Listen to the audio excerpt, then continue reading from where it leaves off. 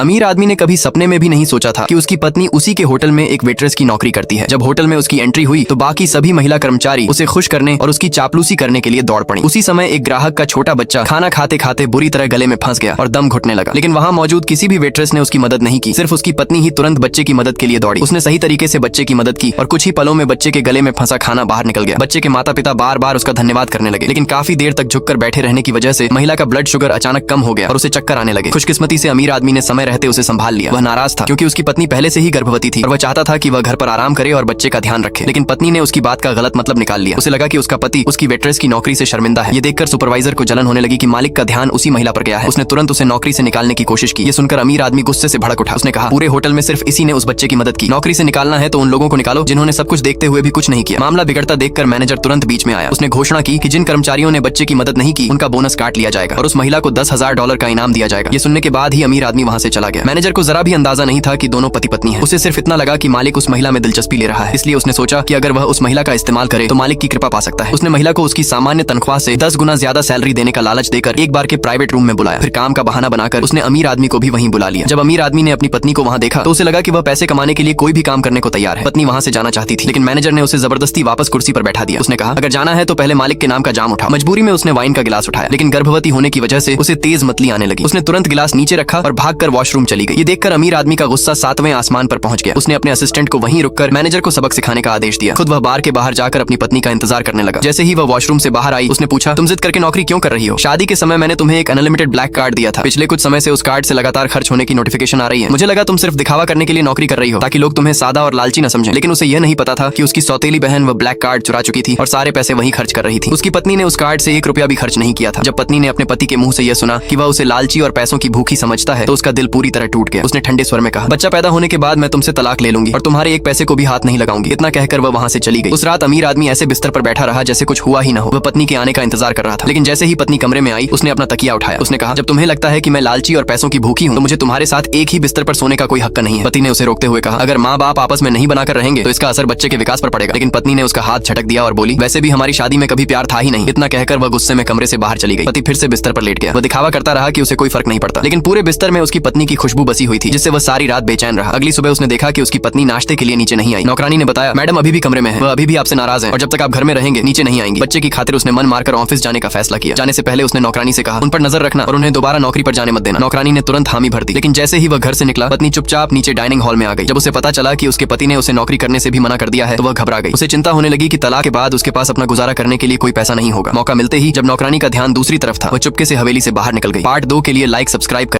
हाँ?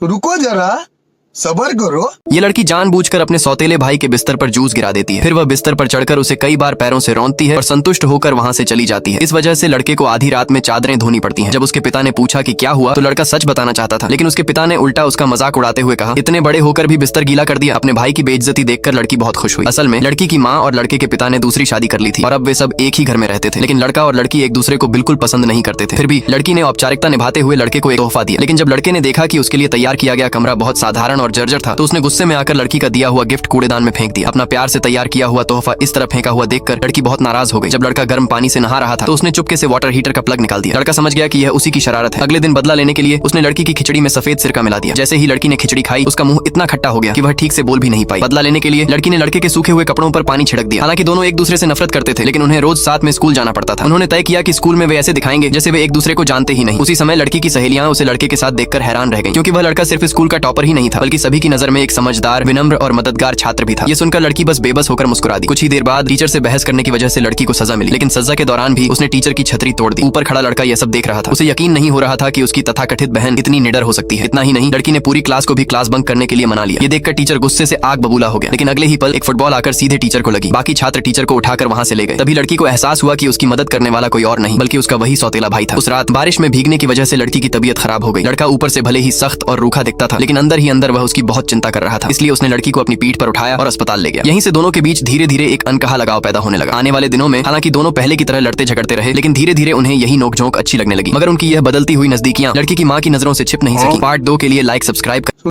हाँ? रुको जरा, सबर करो। ये विमान दुर्घटनाग्रस्त होने वाला था। अन्ना के मन में सिर्फ अपने पति और बेटे की चिंता थी, लेकिन जैसे ही उसने केबिन का दरवाजा खोला, उसने देखा कि उसका पति अपनी पहली प्रेमिका को बाहों में लिए हुए है। उसका बेटा मुस्कुराते हुए बोला, अगर अगला जन्म हुआ तो मैं चाहता हूँ कि यही मेरी माँ बने। ये सुनकर अन्ना की सारी उम्मीदें टूट गईं। अगले ही पल विमान दुर्घटनाग्रस्त हो गया। जब अन्ना ने दोबारा आंखें खोली तो वह 1 साल पहले के समय में लौट चुकी थी। इस बार उसने अपनी किस्मत खुद बदलने का फैसला किया। पिछले जन्म में कप्तान बनने की सबसे योग्य उम्मीदवार वही थी, लेकिन केवल एक ही पद खाली था। उसने स्वेच्छा से वह मौका अपने पति को दे दिया था। बदले में उसे सिर्फ धोखा मिला। इस बार अन्ना ने बिना एक पल गंवाए पायलट की परीक्षा के लिए आवेदन कर दिया। उस शाम उसका पति अपने बेटे और पहली प्रेमिका को घर लेकर आया, लेकिन अन्ना को जरा भी गुस्सा नहीं आया। उल्टा उसने खुद उस महिला को रात वहीं रुकने का निमंत्रण दे दिया। जब अन्ना अपने बेटे को सुला रही थी, तभी वह पहली प्रेमिका चुपके से उसके पति के कमरे में चली गई। दोनों ने अगले दिन एक होटल में मिलने का तय किया। उन्हें बिल्कुल अंदाजा नहीं था कि अन्ना पहले ही घर में एक छिपा हुआ कैमरा लगा चुकी है। अगली सुबह स्कूल से फोन आया कि उनका बेटा कक्षा में नहीं पहुंचा। उसका पति घबराकर घर में अन्ना को पुकारने लगा, लेकिन अन्ना तो सुबह की दौड़ पर गई हुई थी। जब वह वापस लौटी तो उसके पति ने बेटे के लिए नाश्ता न बनाने का दोष उसी पर डाल दिया। अन्ना शांत स्वर में बोली, हमारा बेटा तो हमेशा कहता है कि उसे मेरा खाना पसंद नहीं है, क्यों ना आपकी पहली प्रेमिका उसे बाहर फ्राइड चिकन खिलाने ले जाए। ये सुनकर बेटा बहुत खुश हो गया, लेकिन उसका पति बोला कि बाहर का खाना स्वास्थ्य के लिए अच्छा नहीं होता और अन्ना से नाश्ता बनाने को कहा। अन्ना ने एक सैंडविच बनाया और बेटे को दिया, लेकिन बेटे ने उसे हाथ मारकर सीधे जमीन पर गिरा दिया। पिता और बेटा घर से निकल गए। उनके जाने के बाद अन्ना ने अपनी शादी की अंगूठी उतार दी। उसने पति के अफेयर के सारे सबूत और अंगूठी मेज पर रख दिए, फिर बिना पीछे देखे वहां से निकल गई। उसी समय उसका पति और बेटा वापस घर लौट आए। उसके पति के हाथ में गुलाबों का एक बड़ा गुलदस्ता था, लेकिन वह ये बहुत पहले भूल चुका था कि अन्ना को फूलों के पराग से एलर्जी है। उस पल अन्ना के दिल में उनके लिए बचा हुआ आखिरी लगाव भी खत्म हो गया। उसने किराने का सामान लेने का बहाना बनाया और घर छोड़कर चली गई। जब उसका पति घर के अंदर आया और मेज पर शादी की अंगूठी तथा फोन देखा तो वह वहीं स्तब्ध खड़ा रह गया। नेक्स्ट पार्ट के लिए लाइक सब्सक्राइब कर